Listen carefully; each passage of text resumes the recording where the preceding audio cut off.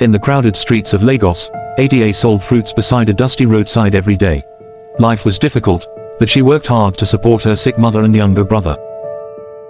While other young women posted pictures of luxury lifestyles online, Ada spent her days under the hot sun hoping for a better future. Every evening, she watched expensive cars drive past her small stand. Deep inside, she wished someone would rescue her from poverty. One afternoon, a shiny black SUV stopped beside her store. The window rolled down slowly. Inside sat a handsome young man wearing dark glasses and a gold wristwatch that sparkled in the sunlight. "What's your name?" he asked with a calm smile. "Ada," she replied nervously. "You're too beautiful to be suffering here," the man said. "A woman like you deserves a better life." His name was Richard. From that day, everything changed. Richard began visiting Ada regularly.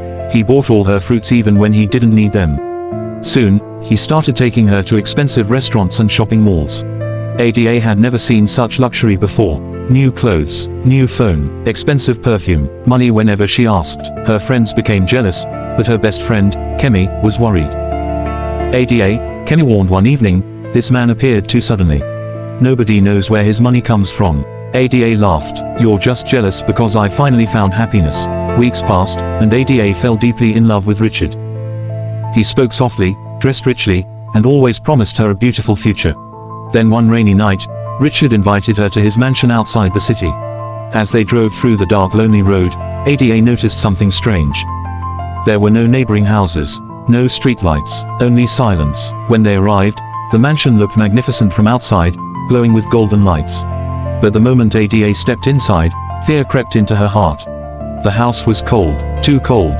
No workers greeted them, no music played, no signs of life, only giant golden decorations covered the walls. Richard smiled strangely. "Make yourself comfortable," he said before disappearing upstairs. Ada tried to relax, but something felt wrong.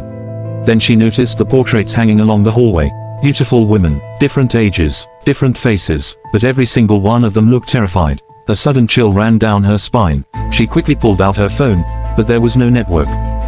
The lights flickered. Ada's breathing became heavy. While searching for the restroom, she noticed a small door slightly open at the end of a corridor. Curious, she pushed it open slowly. The room inside nearly stopped her heart. Candles burned around strange symbols drawn on the floor. Gold jewelry, women's shoes, and handbags were scattered everywhere. Then she saw photographs pinned to the wall. Many women, some of them were the same women from the portraits. And at the center was her own picture. Under it were written the words, "Next offering." Ada froze in horror. Suddenly, a deep voice spoke behind her. "You were never supposed to see that." She turned slowly. Richard stood in the doorway smiling. But this time, his eyes looked completely black. Ada screamed and ran. The mansion lights flashed violently as thunder exploded outside. Richard chased her through the hallway while strange whispers echoed from the walls. "You cannot escape." Ada reached the front door and burst outside into the heavy rain. Barefoot and terrified, she ran down the lonely road crying for help. After several minutes, a passing truck driver found her shaking uncontrollably and took her back to the city. The next morning, police followed Ada to the mansion's location. But when they arrived, there was nothing there. No mansion, no gate, no house, only an empty piece of land covered with tall grass. Nobody believed her story, but Ada never forgot what she saw that night. She returned to her small fruit stand with a new understanding about life.